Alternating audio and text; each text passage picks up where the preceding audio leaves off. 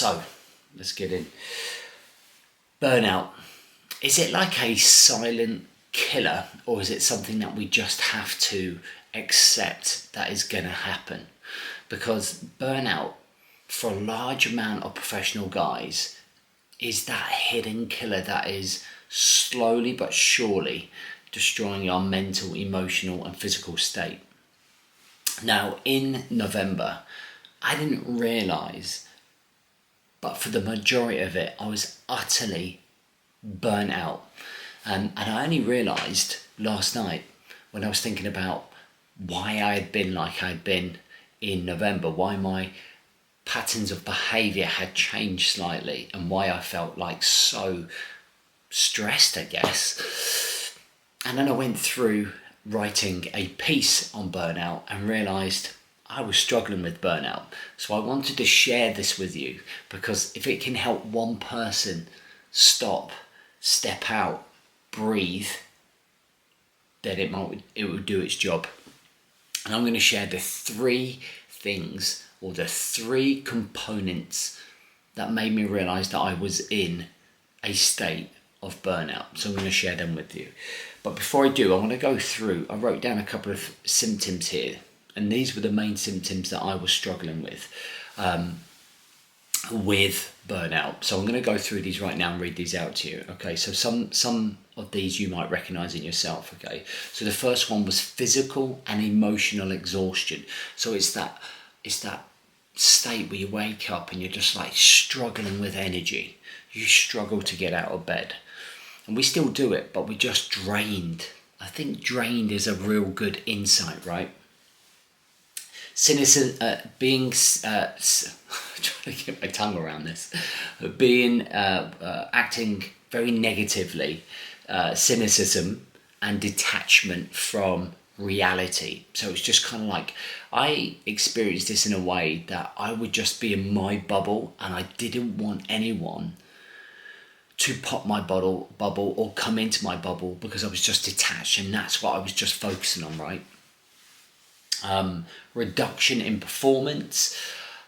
You probably don't realise it, but that reduction does come as in terms of you're not performing at your level. You probably think you are, but from an outside view, you're not. You're not actually, if you're looking out, if that makes sense. Waffling. Lack of satisfaction, so just feeling like nothing is satisfying you, and I recognise that.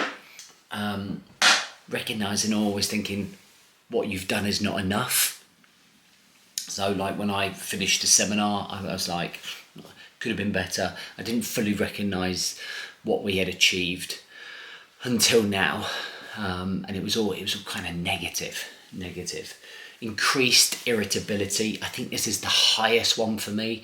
I felt an increase of becoming irritated with family members, with myself, with life, with people, with everyone. And I was very, very really short-tempered. And then inability to relax. Okay, and I think that was a real standout one as well. Was just not being able to be calm. And this is how I felt like. This is how I feel like burnout affected me specifically. Okay, there are three key things here that just ended up accumulating to cause me to burn out and feel those symptoms. So let's go through those. Number one, okay, my perfect mentality. Okay, I'm going to read exactly what I wrote to you here. Okay, in my pursuit to provide a perfect launch, a perfect seminar, I actually did a lot of fluffing around, getting obsessive about the micro detail of everything. This sent me stir crazy.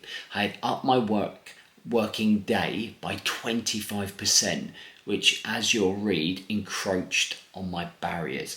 So that perfect mentality, is this slow degrader to my mental, emotional and physical health. Okay, and it turned into obsession and micromanaging, and that inability to be satisfied that a job was finished.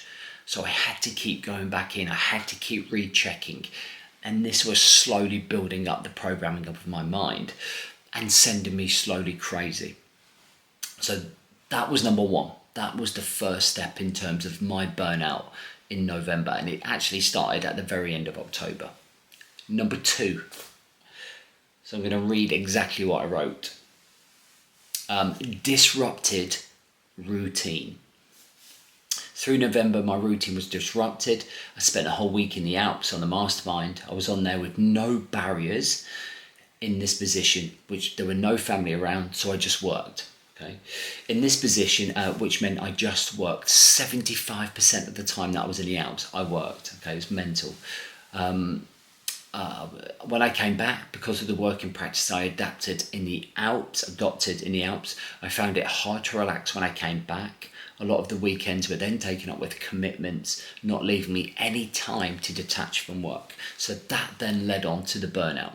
Okay, so disrupted routines, a lack of barriers, unrealistic working practices whilst I was away from the family, then inhabiting them and then taking them into normal life. And there was no barriers. And because the weekends are my time to disconnect from all of this matrix that we're in, I wasn't able to do that because there were other commitments going on.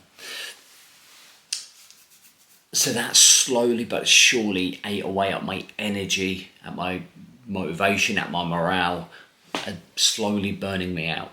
Okay, and then the last one, number three, no barriers in place. Okay, in all barriers between work and life were overrun. On top of that, I had 2 injuries which stopped me training for 2 weeks of the month. So my usual ways to vent and get out all of the stress, okay, were out of action, increasing that risk of burnout. Okay, so barriers were overrun. There was no way for me able to vent, no way for me to be able to train jiu-jitsu for 2 weeks. And it was all the work building up and nothing personally. Okay, nothing being able to evolve here. So it was just that overwhelm of burnout. Make sense? So for me, there are 5 key lessons that I learned from this. And that's what I'm going to go through with you now. And hopefully you can take a gold nugget from this, even if it's just the awareness of it. Okay, number 1. Upholding barriers that protect me from exhaustion and crossing that line, that fine line when you go into burnout. And I think it's important that we recognize that we have to uphold the barriers. And me reflecting on November will then allow me to remember November. It will stand out in my head so that I go, remember it when it comes to those barriers. Number 2, okay, plan ahead better so that I don't have to do so much work in such a small amount of time, but then I can do little amounts of work over a longer period, okay.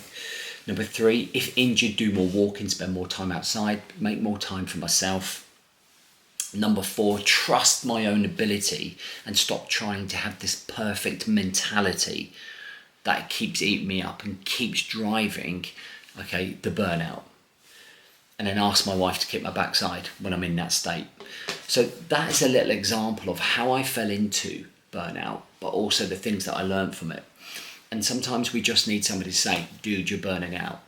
That's why I'm doing this show. This is why I'm doing this particular video, because there would be lots of you out there right now who are burnt out mentally, emotionally, and physically, whether it's doing it for somebody else, okay, in a career, whether you're working for yourself, whether it's being a parent. Unless we stop and take a breath and realise what's happening, man, it can be super frustrating for you. All right, guys, listen, I hope this helps. Let me know what your thoughts are, your number 1 takeaways in the comments below, whether you're watching on Facebook or YouTube.